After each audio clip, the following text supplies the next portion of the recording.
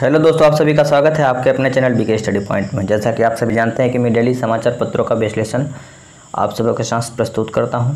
उसी कड़ी में ये जो न्यूज़ है प्रभात खबर का न्यूज़ है 21 जून, जो कि 21 जून को अंतर्राष्ट्रीय योग दिवस के रूप में हम लोग मनाते हैं।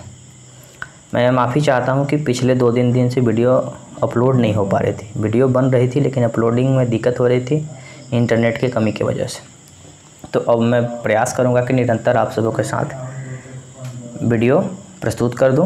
तो आइए शुरू करते हैं। आज की न्यूज़ शुरुआत क्या है देखते हैं। बीपीसीएल बोले तो बीपीसीएल एक तेल की कंपनी है। बीपीसीएल के निजीकरण में मिलेगी मदद।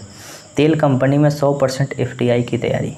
देखिए, कहने का मतलब क्या है ना कि सबसे पहले कोई भी कंपनी होती है तो उस कंपनी में 51% शेयर यानी कि 51% शेयर अगर सरकार का है, 51% शेयर सरकार का है और 49% शेयर दूसरे व्यक्ति का है तो वो सरकारी कंपनी सार्वजनिक उपक्रम के रूप में जानी जाएगी।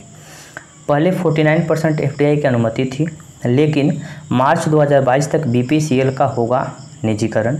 हाल ही में कंपनी के टॉप अधिकारियों के हवाले से एक रिपोर्ट में कहा गया था कि चालू वित्त वर्ष के अंत में यानी मार्च 2022 तक बीपीसीएल का निजीकरण हो सकता है। हाल ही में सरकार संभावित खरीदारों को बीपीसीएल के डाटा का एक्सेस दिया। यहाँ पे आपको बता दें कि बीपीसीएल जो कंपनी है 100% एफडीआई यानी एफडीआई बोले तो प्रत्यक्ष विदेशी निवेश, फॉरेन डायरेक्ट इन्वेस्टमेंट यानी कि कोई दूसरा व्यक्ति इसका शेयर परचेज कर सकता है। वाणिज्य एवं उद्योग मंत्रालय तेल एवं गैस क्षेत्र के सार्वजनिक उपक्रम 100% एफडीआई की मंजूरी दे दी है। ये बताया जा रहा है कि सबसे पहले इसमें तेल की कंपनी में 49% इसमें शेयर दूसरे को 49% शेयर बेचा जाता था। अब पूरी तरह से 100% शेयर कोई भी खरीद सकता है। आगे बढ़ते हैं। आगे क्या न्यूज़ है? ये न्यूज़ अच्छी न्यूज़ है जो कि भारत से संबंधित है, जेएनयू से संबंधित है। जेएनयू बोले तो जवाहरलाल नेहरू यूनिवर्सिटी जो कि दिल्ली में है। जेएनयू के कंप्यूटर संचालक बनाए 9 गिनीज रिकॉर्ड। जेएनयू के कंप्यूटर संचालक विनोद कुमार चौधरी का काम आंकड़ों को दर्ज करना है। वह इसके लिए कीबोर्ड पर काम करते हैं, लेकिन उन्होंने टाइपिंग में गिनीज वर्ल्ड रिकॉर्ड बनाए।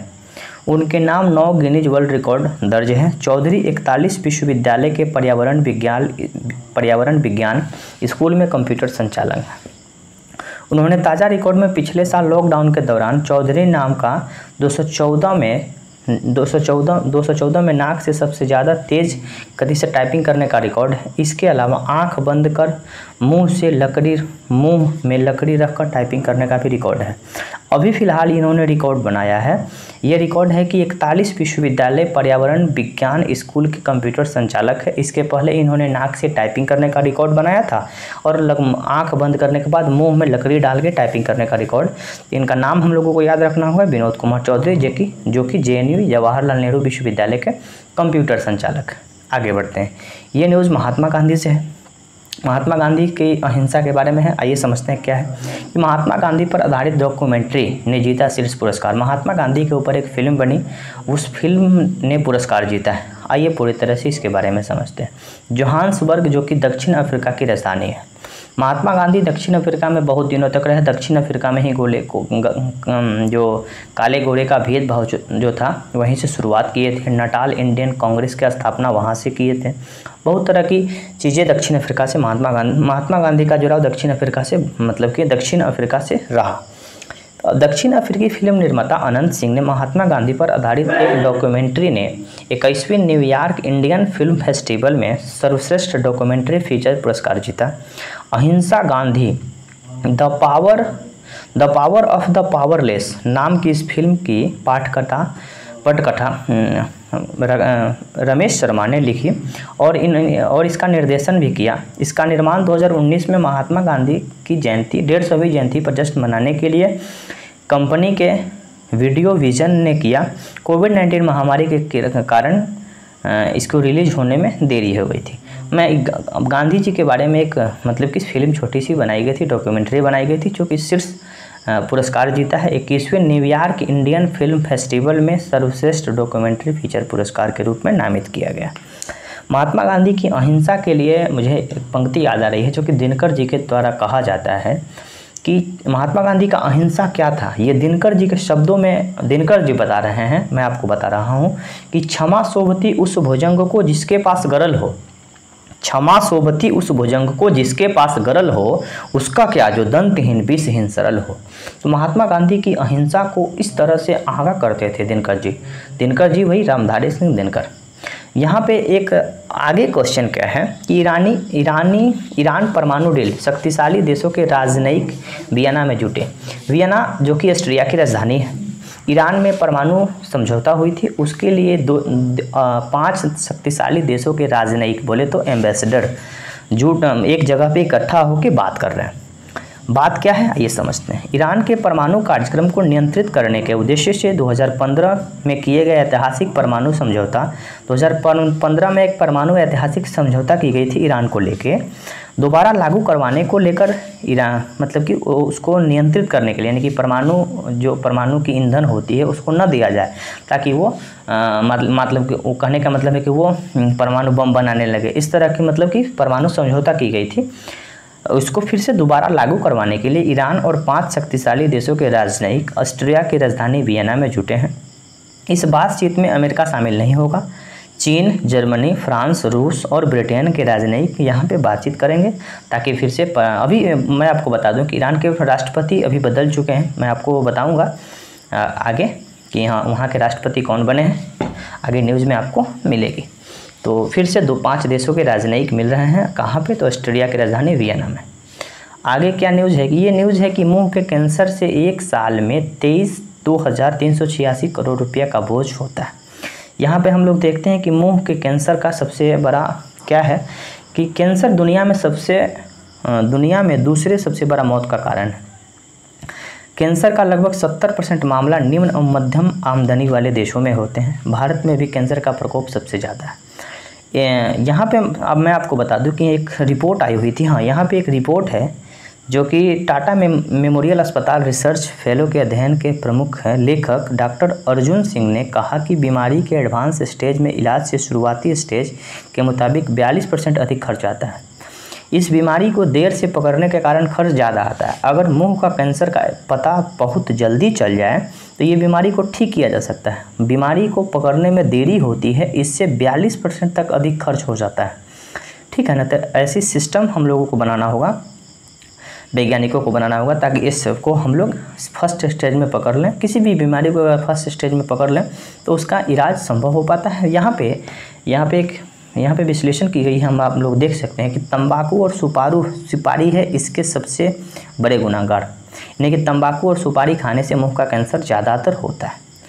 यहाँ पे देख लेते हैं कि मुंह के कैंसर के लगभग सभी मामलों में किसी न किसी रूप में तंबाकू और सुपारी की भूमिका होती है। आप सोचते हैं कि मैं तंबाकू नहीं खाता हूँ, सुपारी नहीं खाता हूँ, लेकिन उस कहीं ना कहीं निकोटीन का अंश आपके शरीर में जाता ही होगा, क्योंकि तंबाकू में निकोटीन होता है। निकोटीन का अंश अगर आपके शरीर में जा रहा है तो हो सकता है आने वाले समय में मुंह का कैंसर हो सकता है। ऐसे में किसी के इस्तेमाल पर रोकने के लिए नीति बनानी चाहिए सरकार की तरफ से।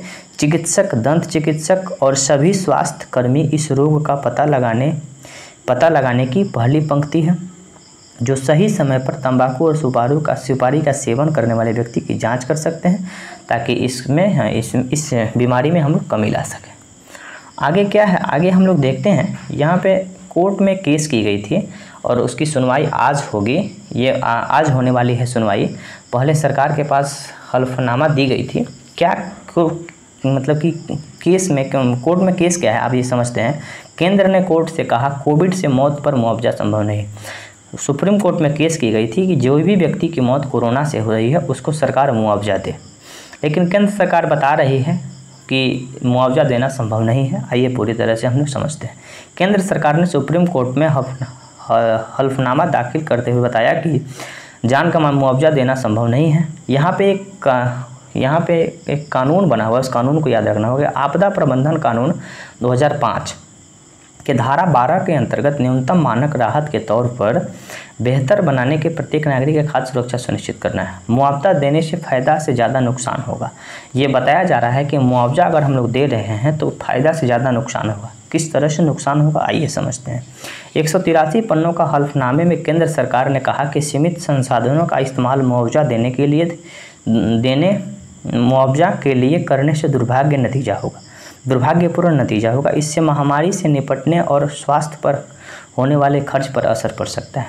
अगर सरकार बता रही है कि हम मुआवजा देने लगे तो जो इंफ्रास्ट्रक्चर है, जो हॉस्पिटल की सुविधा है, उसमें कम हो सकता है। तो जो जीवित लोग हैं जिनकी इलाज अस्पताल में कराई जा रही है, उन लोगों के ऊपर ये प्रभाव पड़ सकता है। होने वाले खर्च पर असर पड़ता है, यानी लाभ की तुलना में नुकसान ज़्यादा होगा। सरकार ने कहा कि आपदा प्रबंधन कानून के तहत मुआवजा केवल भूकंप, बाढ़ जैसी प्राकृतिक आपदाओं के लिए, एक बीमारी के लिए मुआवजा देना और दूसरी के लिए नहीं, ये उचित नहीं होगा। ये बताया जा रहा है कि एक बीमारी के लिए अगर आप मुआवजा दे रहे हैं तो आने वाले जितने भी बीमारी से मौत होगी लोगों को, तो उन लोगों को मुआवजा देना होगा, तो ये उचित नहीं होगा। इसके अलावा मुआवजा देने पर राज्य सरकार आपदा मोचन निधि खत्म हो जाएगी, जिससे कि बाकी काम ठप हो जाएगा। और यहाँ पे कोविड-19 मौत किसको माना जाएगा, यानी कि सब मौत को कोविड-19 से मौत नहीं माना जाएगा।